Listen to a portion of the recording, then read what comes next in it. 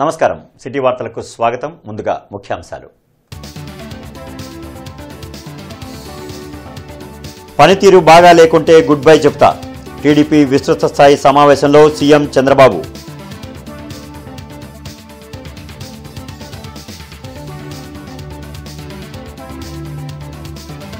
వైసీపీకి 11 సీట్లు వచ్చాయంటే అహంకారమే కారణం కష్టపడిన కార్యకర్తలను మరవద్దు టీడీపీ జాతీయ ప్రధాన కార్యదర్శి నారా లోకేష్ వెల్లడి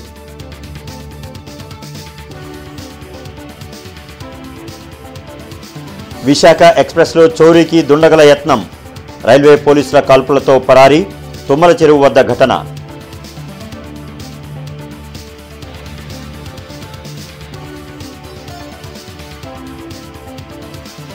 ట్యాక్సులు చెల్లించి దేశాభివృద్ధికి ట్యాక్స్ పేయర్లు సహకరించాలి ఎంపీ లావు శ్రీకృష్ణదేవరాయలు పిలుపు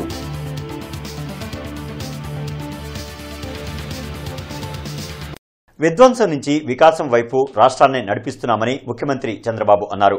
పని చేయడం ఒక ఎత్తు, ఆ పనిని ప్రజలకు చెప్పుకోవడం మరో ఎత్తు అని తెలిపారు. ప్రజాప్రతినిధులు నిత్యం ప్రజలకు అందుబాటులో ఉండాలని సూచించారు.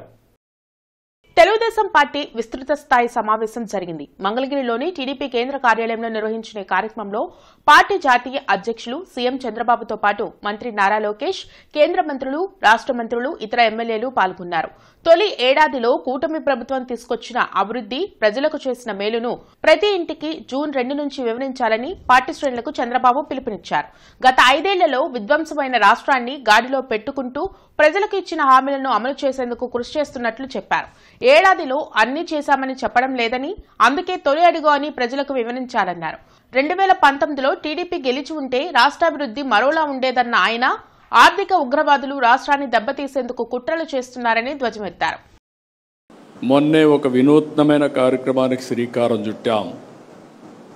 ప్రజా ప్రతినిధులు, అధికార యంత్రాంగం ఇద్దరు కూడా దగ్గర 2000 మందితో ఒక కార్యక్రమానికి శ్రీకారం చుట్టి ఈ సంవత్సరం ఏం చేశాం, రాబోయే సంవత్సరం ఏం చేయాలి, 5 సంవత్సరాల్లో మనం ఏం చేయబోతున్నాం, 2047కి రాష్ట్రాన్ని ఏ విధంగా ముందుకు తీసుకుపోతామో ఒక నిర్దిష్టమైనటువంటి టార్గెట్స్తో ఆ కార్యక్రమంలో చర్చించాం. పార్టీ కోసం కష్టపడే ప్రతి ఒక్కరికి గుర్తింపు ఉంటుందని చంద్రబాబు చెప్పారు. ప్రతి ఎమ్మెల్యే పనితీరుపై తాను ఎప్పటికప్పుడు నివేదికలు తెప్పించుకుంటున్నానని, ప్రజా శ్రేయస్సు కోసం పనిచేయకుంటే వారిని పక్కన పెట్టేందుకు కూడా వెనకాడనని స్పష్టం చేశారు. రౌడీలు రాజకీయ ముసుగు వేసుకుని వచ్చినప్పుడు చాలా జాగ్రత్తగా ఉండాలని సీఎం చంద్రబాబు పేర్కొన్నారు. టీడీపీ ఎప్పుడు బ్లాక్మెయిల్ రాజకీయాలకు పాల్పడదని చెప్పారు. రైతులకు కూటమి ప్రభుత్వం అండగా ఉంటుందని, అన్నా క్యాంటీన్లను అన్ని నియోజకవర్గాల్లో ఏర్పాటు చేస్తున్నట్లు వివరించారు. రాష్ట్రాన్ని 5 జోన్లుగా విభజించి అన్ని ప్రాంతాలను అభివృద్ది చేసేందుకు చర్యలు చేపట్టామని ముఖ్యమంత్రి చంద్రబాబు అన్నారు. అందరం సమిష్టిగా కలిసి పనిచేస్తేనే రాష్ట్రం అభివృద్ది చెందుతుందని, ఆ దిశగా ప్రతి ఒక్కరూ ముందుకు సాగాలని సూచించారు. ఈ రాష్ట్రంలో అనేక ఇబ్బందులు పడ్డాం, ప్రజలు కూడా అనేక ఇబ్బందులు పడ్డారు. అడుగడుగున అణచివేసే ధోరణితో ముందుకు పోతే మనం అందరం కలిసి ఆ రోజు నేను గాని, పవన్ కళ్యాణ్ గారు గాని, బీజేపీ గాని అందరం కలిసి విధ్వంసం నుంచి మళ్లీ వికాసం వైపు రాష్ట్రాన్ని పునర్నిర్మాణం చేస్తామని చాలా స్పష్టమైన హామీ ఇచ్చాం. దీన్ని నమ్మారు. నమ్మడమే కాదు, నేను రాజకీయాల్లో చూస్తే తెలుగుదేశం పార్టీ అనేక సందర్భాల్లో ఒక దిగ్విజయాల్ని సాధించాం. కానీ అవన్నీ కంపేర్ చేసుకుంటే 94% స్ట్రైక్ రేటుతో మొన్న ఎన్నికల్లో అఖండ విజయాన్ని సాధించి పెట్టారంటే అది మన మీదుండే నమ్మకం అని మరొకసారి మీ అందరికీ విజ్ఞప్తి చేస్తున్నా. ఎన్నికల్లో గెలుపు వెనుక కార్యకర్తల కష్టం ఉందని, వారిని మరవొద్దని టీడీపీ జాతీయ ప్రధాన కార్యదర్శి మంత్రి నారా లోకేష్ అన్నారు. సుపరిపాలనలో తొలి అడుగు కార్యక్రమాన్ని ఇంటింటికి తీసుకువెళ్లి విజయవంతం చేయాలని నారా లోకేష్ తెలిపారు. మంగళగిరి టీడీపీ కేంద్ర కార్యాలయంలో నిర్వహించిన విస్తృత స్థాయి సమావేశంలో ఆయన మాట్లాడారు. 151 సీట్లు 11 అయ్యాయంటే దానికి కారణం వారి అహంకారమేనని తెలిపారు. పద్ధతి ప్రకారం కూటమి ప్రభుత్వం ఇచ్చిన హామీలను అమలు చేయాలనే లక్ష్యంతో పనిచేస్తున్నట్లు నారా లోకేష్ పేర్కొన్నారు. సీనియర్లకు ఉన్న అనుభవం, యువతకు ఉన్న శక్తి రెండింటినీ జోడించాల్సిన అవసరం ఉందని అన్నారు. కానీ ఒక పద్ధతి ప్రకారం ఇచ్చిన ప్రతి హామీ కూడా పూర్తి చేయాల లక్ష్యంతో మనం పనిచేస్తున్నాం. సుపరిపాలన తొలి అడుగుది డోర్ టు డోర్ కార్యక్రమం, ఇక్కడ కుటుంబ సాధికార సార్ దగ్గర నుంచి పాలిట్ బ్యూరో సభ్యుల వరకు అందరం రోడ్ ఎక్కాలా, అందరం పార్టిసిపేట్ చేయాలా. ఇక్కడ ప్రత్యేకంగా పార్టీ నుంచి రీజనల్ వారీగా పాంఫ్లెట్ తయారు చేసి ప్రింట్ చేసాం, మీకు పంపిస్తాం కూడా జరిగింది. ఆ నియోజకవర్గంలో మీరు చేసిన కార్యక్రమాలు, ఆ గ్రామంలో చేసిన కార్యక్రమం అంటే మంగళగిరిలో సీసీ రోడ్లు కానీ ఇట్లా అనేక కార్యక్రమాలు చేసాం. అది లోకల్గా మీరు ప్రింట్ చేసి పార్టీ పంపించిన పాంఫ్లెట్తో పాటు జోడించి డోర్ టు డోర్ తెలియజేయాల్సిన బాధ్యత మీ పైన ఉంది. అదేవిధంగా డోర్ టు డోర్ మీరు వెళ్ళినప్పుడు ఫీడ్బ్యాక్ తీసుకునేదాన్ని కూడా ఈ యాప్లో మనం ఏర్పాటు చేసాం. ప్రధానంగా ఇక్కడ గడిచిన సంవత్సరంలో వేసిన తొలి అడుగుపైన వివరించాలి, తెలియజేయాల్సిన బాధ్యత మనందరిపైన ఉంది. విశాఖ ఎక్స్ప్రెస్లో దుండగులు భారీ దొంగతనానికి యత్నించారు. పిడుగురాల మండలం తుమ్మల చెరువు వద్ద చైన్ లాగి S1 బోగిలో దోపిడీ చేయాలని చూశారు. విధుల్లో ఉన్న రైల్వే పోలీసులు అప్రమత్తం కావడంతో వారిపై దుండగులు రాళ్ల దాడికి పాల్పడ్డారు. దీంతో ఆత్మరక్షణార్థం ఎస్ఐ, కానిస్టేబుల్ గాలిలోకి కాల్పులు జరపడంతో దుండగులు అక్కడి నుంచి పారిపోయారు. రిమోట్ ఏరియా కావడంతో పల్నాడు ప్రాంతంలో తరచూ రైళ్లలో దొంగతనాలు జరుగుతున్నాయని జీఆర్పీ డీఎస్పీ అక్కేశ్వరరావు తెలిపారు. ఒక రకంగా చెప్పాలంటే మనకి అదృష్టం కూడా, ఎంత స్పీడ్గా వెళ్తున్న ట్రైను చాలా చాకచక్యంగా లోకో పైలట్ ట్రైన్ స్టాప్ చేయడం, అక్కడ ఆ ట్రైన్లో ఎలాంటి ఎస్కార్ట్ టీం లేదు. నిన్న ఆ గత అనుభవం దృష్టిలో పెట్టుకొని ఆఫీసర్స్, ఉన్నతాధికారులు ఇన్స్ట్రక్షన్స్ మేరకు పకడ్బందీగా టీమ్స్ అన్నింటిని కూడా అలర్ట్ చేసుకోవడం, సమానుకూలంగా పనిచేసే విధంగా అందరిని కూడా మోటివేట్ చేసి డ్రైవ్ చేసే క్రమంలో ఈరోజు ఏదైతే ఏసీపీ జరిగిందో S1 బోగిలో, దాని పక్క బోగిలోనే ఎస్కార్ట్ టీం ఉండటం వల్ల దొంగలు పోలీసు క్లాష్ అయ్యింది. అదే కొంచెం దూరం ఉన్నా కానీ ఈ టెరైన్లో ఇలాంటి మూవింగ్ ట్రైన్లో కనీసం ఇమీడియట్గా అతను పబ్లిక్లో కలిసిపోయే అవకాశం ఉంటుంది. ఎందుకంటే వాళ్ళ రైల్వే ట్రాక్ మీద అఫెన్స్ చేసి ఇమీడియట్గా వితిన్ 5 minutes లోపే హైవే మీదకి వెళ్ళిపోతారు. అక్కడ ఏదైనా ఒక వెహికల్ పెట్టుకొని ఎస్కేప్ అవడానికి easy. Andhra Pradesh tax practitioners consultants association ఆధ్వర్యంలో 10వ వార్షిక జనరల్ బాడీ మీటింగ్ గుంటూరులో జరిగింది. గార్డెన్స్ లో జరిగిన AP tax practitioners consultants association వార్షిక సమావేశంలో నర్సరావుపేట ఎంపీ లావు శ్రీకృష్ణదేవరాయలు, టీడీపీ జిల్లా అధ్యక్షులు తెనాలి శ్రావణ్ కుమార్ ముఖ్య అతిథులుగా పాల్గొన్నారు. గడిచిన 10 సంవత్సరాల్లో ట్యాక్స్ చెల్లించే వారి సంఖ్య గణనీయంగా పెరిగిందని ఎంపీ లావు శ్రీకృష్ణదేవరాయలు వెల్లడించారు. అయితే జీఎస్టీ చెల్లింపు విషయంలో కొన్ని సమస్యలు అసోసియేషన్ మా దృష్టికి తెచ్చారని, కేంద్ర ప్రభుత్వం దృష్టికి తీసుకువెళ్లి పరిష్కారం వచ్చే విధంగా కృషి చేస్తానని హామీ ఇచ్చారు. ఈ కార్యక్రమంలో association president DSR, tax payers పాల్గొన్నారు. ట్యాక్స్ పేయర్స్ వాళ్ళు మనం చాలా గౌరవంగా చూసుకోవాలి. కష్టపడి సంపాదిస్తూ ఉన్నారు. సంపాదించి వాళ్ళు ట్యాక్స్ పే చేస్తేనే ఇప్పుడు మేము ప్రభుత్వ పరంగా మేము ఏమైనా డెవలప్మెంట్ చేసినా, లేకపోతే ఏమైనా స్కీమ్స్ ఇచ్చినా కానీ, ఏమైనా వెల్ఫేర్ ఇచ్చినా కానీ ఇవన్నీ కూడా వారు కష్టపడి సంపాదించి గవర్నమెంట్ కట్టిన డబ్బులతోనే చేస్తూ ఉన్నాం. అలాగే జిఎస్టీ పరంగా కూడా ఇంకా ఆన్లైన్లో అప్లై చేసేటప్పుడు, ఆన్లైన్లో ఎక్కించేటప్పుడు కొన్ని ఇబ్బందులు ఎదుర్కొంటూ ఉన్నారు. ఎవరైతే ఇండస్ట్రీస్ నడుపుతూ ఉన్నారో, ఎవరైతే వ్యాపారాలు చేస్తూ ఉన్నారో, వీటిని తొలగించడానికి ఏ విధంగా ట్యాక్స్ ప్రాక్టీషనర్స్ అందరూ కూడా వారిని కోరటం జరిగింది. మీరు వారి దగ్గర నుంచి ఫీడ్బ్యాక్ తీసుకొని మాకు ఇవ్వండి. ఇస్తే తప్పకుండా మేము వాటిని కేంద్ర ప్రభుత్వంతో మాట్లాడి మ్యాక్సిమం వాటిని తొలగించే విధంగానే ప్రయత్నం చేస్తాము. వాటిని ఏ విధంగా కొద్దిగా ఈజీ అవుట్ చేసే విధంగానే చేస్తాము. రాష్ట్ర వ్యాప్తంగా పెండింగ్లో ఉన్న ఫీజు రీయింబర్స్మెంట్ బకాయిలు వెంటనే విడుదల చేయాలని ఏఐఎస్ఎఫ్ డిమాండ్ చేసింది. రాష్ట్రంలో 4,200 కోట్ల రూపాయల ఫీజు రీయింబర్స్మెంట్ బకాయిలు ఉన్నాయని, కూటమి ప్రభుత్వం వీటిని ఎప్పుడు విడుదల చేస్తుందో చెప్పాలని ఏఐఎస్ఎఫ్ రాష్ట్ర ప్రధాన కార్యదర్శి మందెల నాసర్జీ ప్రశ్నించారు. సిపిఐ కార్యాలయంలో ఆయన మీడియాతో మాట్లాడారు. జూలై 6 నుంచి 10వ తేదీ వరకు ఫీజు రీయింబర్స్మెంట్ బకాయిలు విడుదల కోసం ఆందోళన చేపట్టనున్నట్లు వెల్లడించారు. రాష్ట్ర వ్యాప్తంగా పెండింగ్లో ఉన్న ఫీజు రీయింబర్స్మెంట్, స్కాలర్షిప్ బకాయిలు విడుదల చేయాలని చెప్పని, అదేవిధంగా డిగ్రీ ప్రవేశ తేదీలను కూడా తొందరగా ప్రకటించాలని చెప్పని all India student federation AISF demand చేస్తూ ఉన్నాం. రాష్ట్రంలో బడ్జెట్ సమావేశాలప్పుడు ఈ రాష్ట్రంలో 3,900 కోట్ల రూపాయలు ఫీజు రీయింబర్స్మెంట్ బకాయిలు ఉంటే 2,600 కోట్ల రూపాయలు కేటాయించి చేతులు దులుపుకున్నారు. 2,600 కోట్ల రూపాయల్లో ఈ రోజు కనీసం ₹1 అంటే ₹1 పడలేదు. కేవలం ఈరోజు హామీ ఇచ్చారు తప్ప, అమలు చేశారు తప్ప ఎక్కడ కనీసం ₹1 అంటే ₹1 కూడా పడలేదు. కేటాయింపుగా మిగిలిపోయింది తప్ప ఎక్కడ ఫీజు రీయింబర్స్మెంట్ ₹1 కూడా పడలేదు. కాబట్టి ఏఐఎస్ఎఫ్గా స్పష్టంగా తెలియజేస్తూ ఉన్నాం, బడ్జెట్ సమావేశాల తర్వాత ఈ రోజుకి రాష్ట్రంలో కేవలం ఫీజు రింబర్స్మెంట్ 4,200 కోట్ల రూపాయలు ఉన్నాయి. 4,200 కోట్ల రూపాయలు ఈ రాష్ట్ర ప్రభుత్వం ఎప్పుడు విడుదల చేసిందని పని ఏఐఎస్ఎఫ్ ప్రశ్నిస్తా ఉన్నాం. తెలుగునాడు ఉపాధ్యాయ సంఘ రాష్ట్ర కార్యవర్గ సమావేశం గుంటూరులో జరిగింది. రాష్ట్ర అధ్యక్షులు మన్నం శ్రీనివాస్ ముఖ్య అతిథిగా పాల్గొన్నారు. ఆంజనేయపేటలో జరిగిన టీఎన్యూఎస్ రాష్ట్ర కార్యవర్గ సమావేశంలో ఉపాధ్యాయ సంఘం నేతలు పాల్గొన్నారు. భారీ ఎత్తున ఉపాధ్యాయులకు ప్రమోషన్లు ఇచ్చిన మంత్రి లోకేష్ కు కూటమి ప్రభుత్వానికి రాష్ట్ర అధ్యక్షులు మన్నం శ్రీనివాస్ ధన్యవాదాలు తెలిపారు. సమగ్ర శిక్షలోని ఒప్పంద ఉద్యోగాల సమస్యలను విద్యాశాఖ మంత్రి లోకేష్ దృష్టికి తీసుకువెళ్లి పరిష్కారం చేసేందుకు కృషి చేస్తామని హామీ ఇచ్చారు.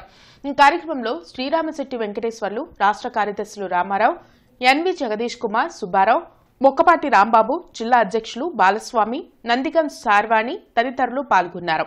ప్రతి సాట ప్రైమరీ పాఠశాలలో 5 మంది మోడల్ ప్రైమరీ వ్యవస్థను తీసుకొచ్చారు. ప్రతి పాఠశాల అంటే ప్రతి విలేజ్లో ఒక మోడల్ ప్రైమరీ స్కూల్ వచ్చింది.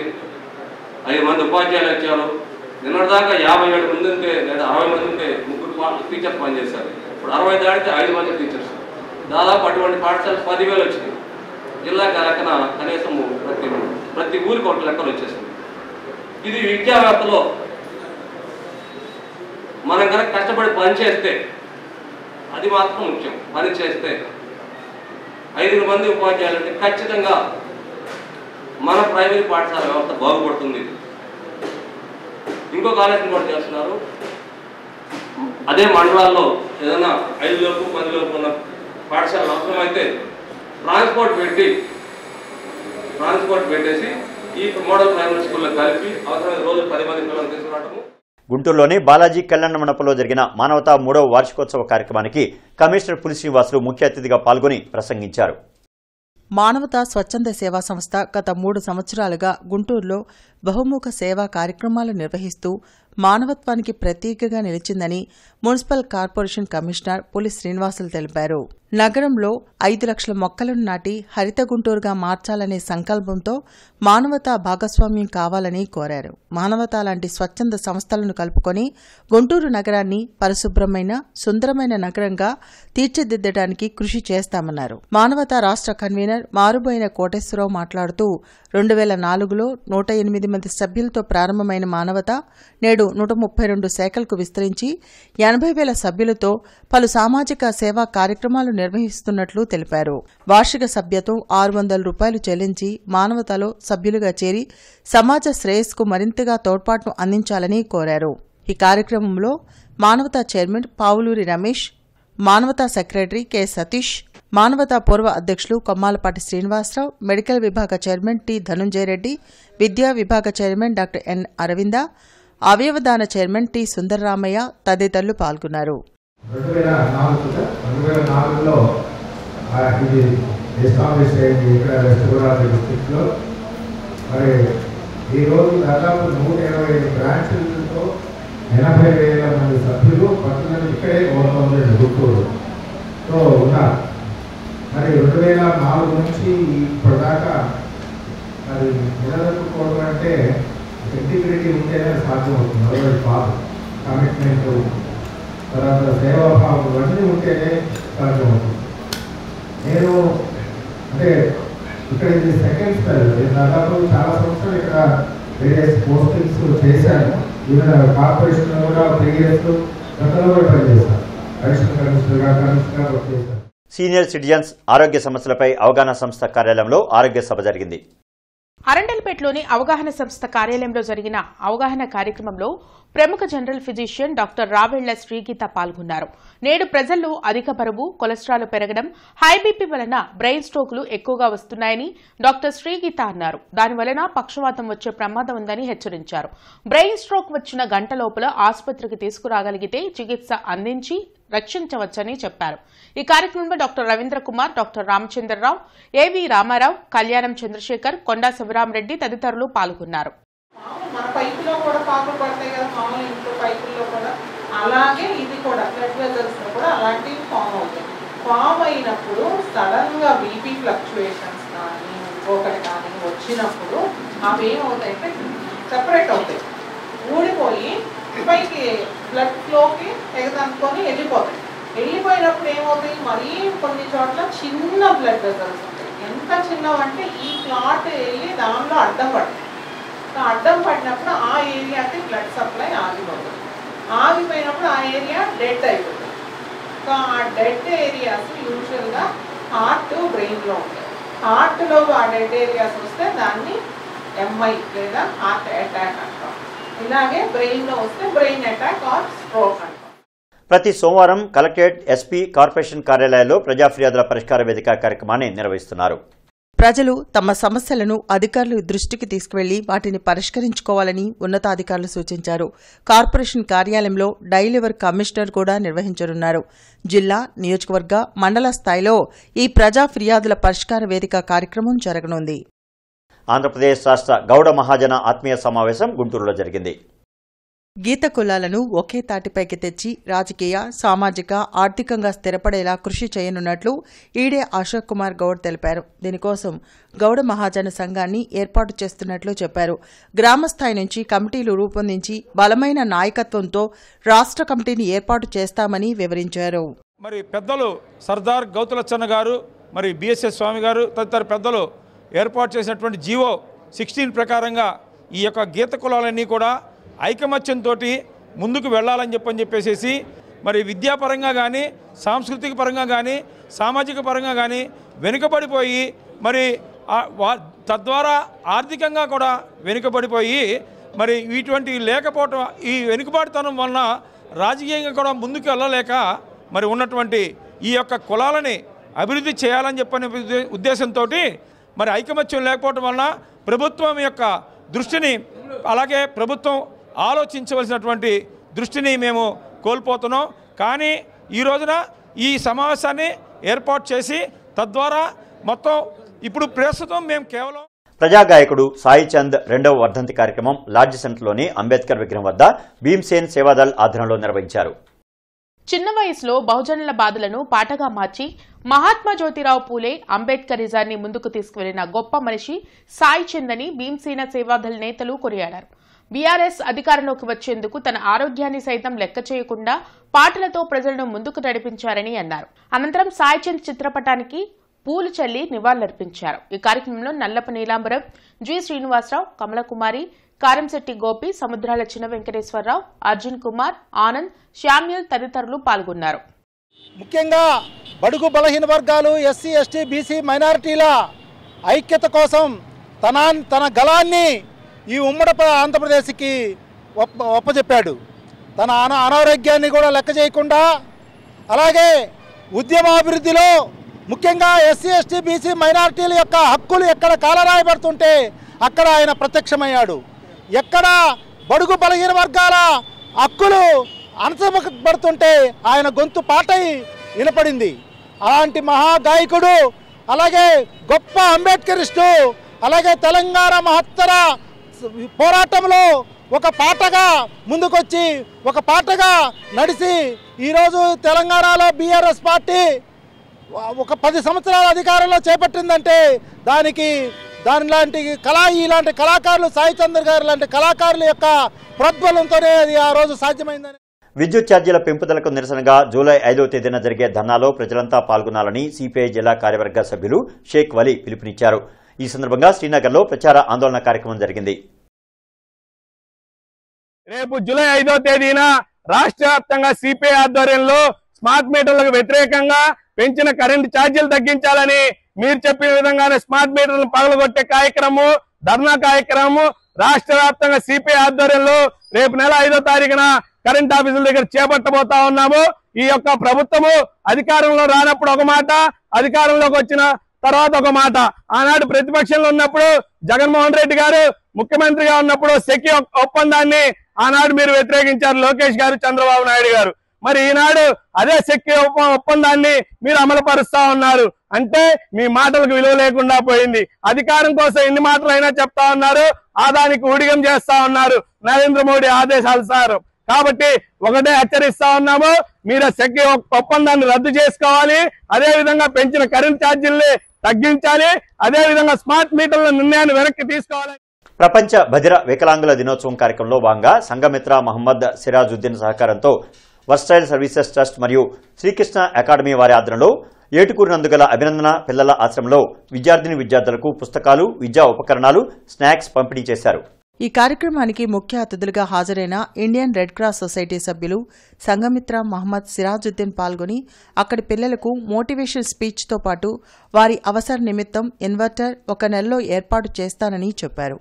ట్రస్ట్ చైర్మన్ పాసం శ్రీకృష్ణదేవరాయ యాదవ్ మాట్లాడుతూ చూపు లేకపోయినా మాట వెనికిడి లోపం ఉన్నప్పటికీ ప్రపంచంలో మొట్టమొదటి గ్రాడ్యుయేట్గా పేరుగాంచిన బదిర దివ్యాంగుల సంక్షేమం కోసం తన జీవితాన్ని అంకితం చేసిన హెలెన్ కెల్లర్ జయంతి సందర్భంగా ఈ కార్యక్రమాన్ని నిర్వహించామని తెలిపారు. ఈ కార్యక్రమంలో ట్రస్ట్ సభ్యులు పాసం సర్దార్ అభినంద్ యాదవ్, కోనంకి మురళీకృష్ణ యాదవ్, బొడ్డుపల్లి కోటేశ్వరరావు, జీవన్, హర్ష, దుర్గాప్రసాద్ మరియు సతీష్ పాల్గొన్నారు. నిర్మల్ కుమార్ గారు మనకి తెలియజేస్తే నిదానంగా మనకి 1 నెలలో ఏర్పాటు చేద్దాం. అట్లాగే ఫెస్టివల్స్ కావాల్సిన కనీస అవసరాలు మనకి తెలుస్తా ఉన్నారు. మీకేమైనా సమస్యలు ఇంకా మాతో చెప్పడానికి మొహమాటం కానీ బిడియంగా కానీ ఉంటే కనుక మన నిర్మల్ కుమార్ పద్మావతి గారికి తెలియజేస్తే వారు మాకు తెలియజేస్తారు. మేయర్ కోలుముడి రవీంద్ర అధ్యక్షతన నగరపాలక సంస్థ కౌన్సిల్ సమావేశం రేపు జరగనుంది. కౌన్సిల్ సమావేశ మందిరంలో నిర్వహించే సాధారణ సమావేశంలో కార్పొరేటర్లు, కమిషనర్, ఎక్స్ అఫిషియో సభ్యులు పాల్గొనున్నారు. పలు అంశాలపై చర్చించి కీలక నిర్ణయాలు తీసుకోనున్నారు. వార్తలు ముగించే ముందు ముఖ్యాంశాలు మరొకసారి. పనితీరు బాగా లేకుంటే గుడ్ బై చెప్తా. టీడీపీ విస్తృత స్థాయి సమావేశంలో సీఎం చంద్రబాబు.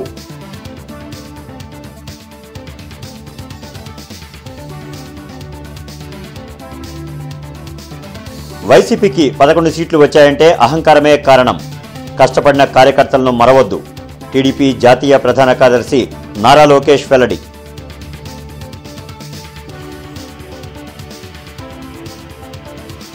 విశాఖ ఎక్స్ప్రెస్లో చోరీకి దుండగల యత్నం.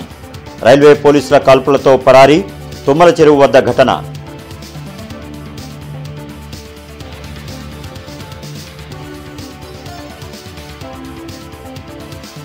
ట్యాక్సులు చెల్లించి దేశాభివృద్ధికి ట్యాక్స్ పేయర్లు సహకరించాలి. ఎంపీ లావు శ్రీకృష్ణదేవరాయలు పిలుపు.